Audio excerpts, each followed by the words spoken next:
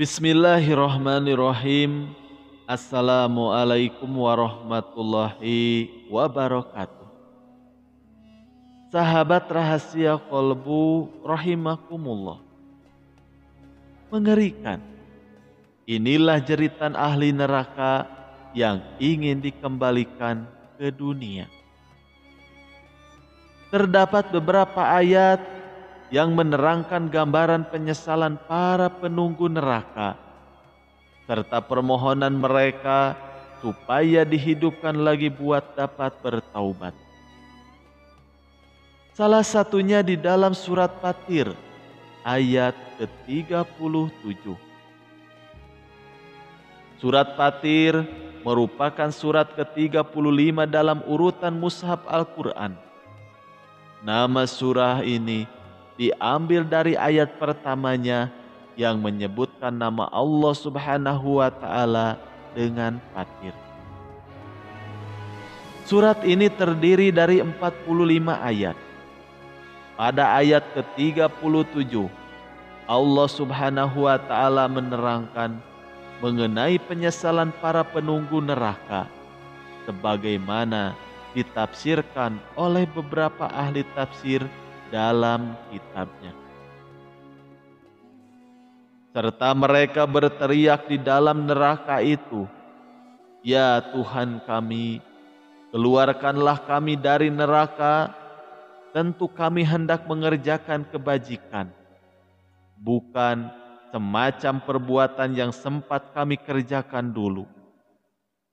Dikatakan kepada mereka, "Bukanlah kami sudah memanjangkan umurmu dalam masa yang lumayan untuk bisa berpikir untuk orang yang ingin berpikir? Bukanlah juga sudah tiba kepadamu seseorang pemberi peringatan hingga rasakan azab kami untuk orang-orang yang zalim tidak terdapat seseorang penolong juga?"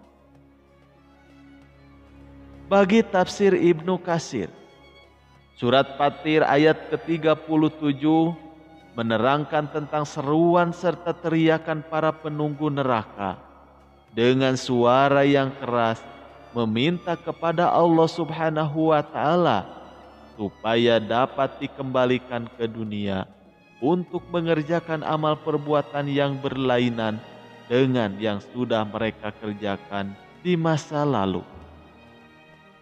Ditafsirkan lebih lanjut, Allah Subhanahu wa Ta'ala tidak mengabulkan permintaan mereka karena Allah Subhanahu wa Ta'ala sudah mengenali seandainya mereka dikembalikan ke dunia, tentu mereka hendak kembali mengerjakan apa yang dilarang untuk mereka.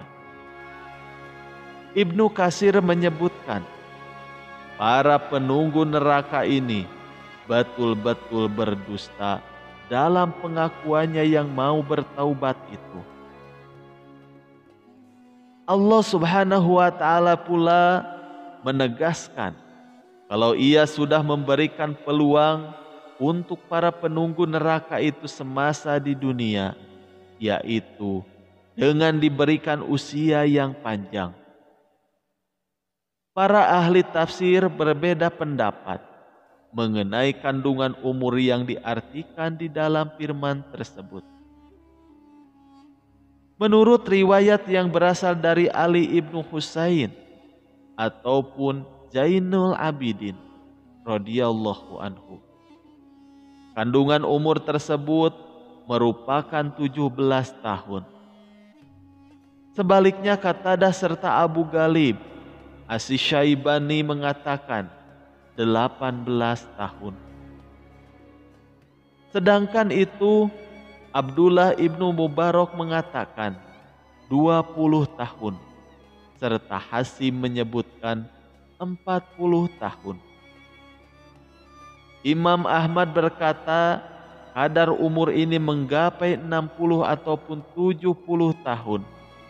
Sebagaimana dia meriwayatkan dari Abdul Rojak, dari Mamar, dari seseorang pria dari Bani Ghifar, dari Sa'id al-Makbari, dari Abu Hurairah radhiyallahu anhu, dari Nabi Muhammad SAW.